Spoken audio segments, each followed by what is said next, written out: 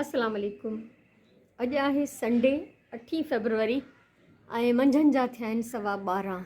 देरि सां उथियमि, थोरी सिलाई शुरू कयमि, घर जा इलाही सारा नंढा नंढा कम कारियूं कयासीं। अॼु सुराणे मुंहिंजो पको प्लान हो त असां ॿई ॼणियूं किथे बि ॿाहिरि न वेंदासीं कंहिं बि कम सां।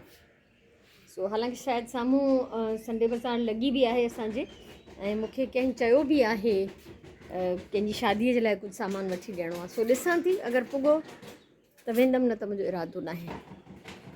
बहरहाल अॼु मुंहिंजो इहो ज़रूरु इरादो आहे त मां प्लांट्स खे वॉश कंदमि, चङी तरह सां शावर कंदमि। पाणी आयो माशाल्लाह कल्ह, त थोरी दिलि खे तसली आहे। ऐं जेतिरो असांजो हक़ु आहे पाणीअ ते, ओतिरो हिननि जो बि हक़ु आहे, छो त हिननि खे मां पालियो आहे, तंहिंजे करे केयर करणु ज़रूरी आहे। प्लांट्स खे इलाही सारो टाइम ॾियणो आहे मूंखे, छो त हाणे बहार शुरू थियण वारो आहे। जीअं त मां तव्हांखे ॾेखारियो बि, त मां चाहींदमि त थोरो कुझु हिननि जे लाइ मां कुझु नवां पोखींदमि। जीअं जेड प्लांट, इहो त मूंखे नओं पोखिणो आहे माशाल्लाह, अलाह हिन में बरकत ॾींदो।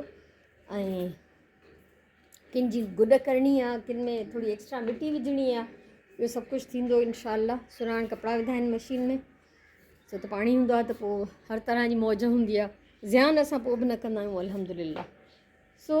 इहा सूरत हाल। सिलाई थोरी कई अथमि, उहा बि तव्हांखे ॾेखारियां थी। हिननि सभिनी खे बि हितां लाहे ऐं धोइण जो जी ज़रूरत आहे। पोइ ॾिसां त हाणे इहो कॾहिं थो थिए। हे मां ठाहियो रिसेंटली, पाणी ख़तमु थी वियो आहे, त मां पहिरियों हिन में पाणी विझंदमि, पोइ अंदरि तव्हांखे ॾेखारींदमि त मां सिलाई में छा पई कयां। फ़िलहालु त सिलाई बंदि कई अथमि, फुल मोड सुस्तीअ जो आहे। राति जो मां हिन जो ट्राउज़र सिबी छॾियो, त हे बि सूट कंप्लीट थी वियो माशाल्लाह। ऐं जेके तव्हां मां सिलाई कनि था उन्हनि खे ख़बर हूंदी त अहिड़ा ट्राउज़र मां 20 मिंटनि में हिकिड़ो सिबी वठंदी आहियां, वधि में वधि 20 मिंट। ऐं हिन जो ब्लैक आहे, ठीकु आहे। अञा स्टार्ट कयो अथमि, रुगो ॿाहनि जी ओटी वरायमि ऐं पटी पई हणां ॻिचीअ जी हिनखे शर्ट खे। मिड़ई टुक टुक करे बि ईद खां पहिरियों मां काफ़ी सारा सिबी वेंदमि इंशाअल्लाह, अल्लाह जी मदद सां, त पोइ मोकिले ॾींदमि। हिन महिल मूंखे का ख़बर न आहे त मां छा करण वारी आहियां। फुल चवां थी न, जीअं सुस्ती आहे पूरी। ॾिसूं था ॾींहं में बाक़ी छा थो थिए। 2:45 थिया आहिनि, अल्हम्दुलिल्लाह निमाज़ी पढ़ी वरितीसीं ऐं खीरु थधो थी वियो आहे, त इहो वेंदो हाणे फ्रिज में। ऐं असां वटि महिमान बि आया अल्लाह जी रहमत खणी, उहे पहिरियों सां विया, उन्हनि मानी वानी न खाधी, बसि वेही हलिया विया थोरी देरि।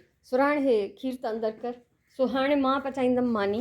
ॿोड़ कुझु न कुझु बचियलु फ्रिज में पियो आहे, त को ख़ासि असां इतमामु नथा कयूं, ऐं मानी सिर्फ़ु पचाईंदमि फ्रेश। उनखां पोइ मां वेंदमि ॿाहिरि अङण में प्लांट्स खे धोइणु।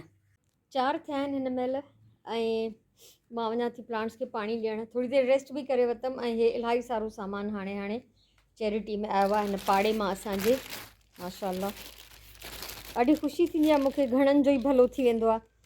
ऐं हाणे त मां डिफरेंट पासनि ॾे बि मोकिलणु शुरू कयो आहे।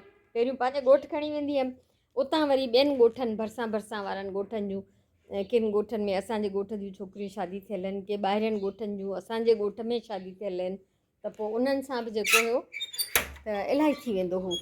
हेॾे होॾे मुख़्तलिफ़ जायुनि ते पंहिंजे फैमिली खे कोई मोकिलणु चाहींदो, त पोइ असां उन्हनि सां बि कोऑपरेट कंदासीं। ज़ाहिरी ॻाल्हि आहे, जेतिरो सामान मिलंदो आहे या पैसा हूंदा आहिनि या शयूं हूंदियूं आहिनि, उहे ज़रूरु कंदा आहियूं। हाणे मां हिननि खे धोआं सभिनी खां पहिरियों, ऐं अॼु अल्हम्दुलिल्लाह पाणी कुझु आहे त थोरो मां गेट खां ॿाहिरि धिकीअ खे बि धोआं माशाल्लाह। हे सभु धोपी विंजी सिंजी साफ़ु सुथरा थी विया, ऐं सोचां थी त हे बि शेड हाणे हितां लाहे ई छॾियां त बहितर आहे, छो त निम वॾी थी वई आहे।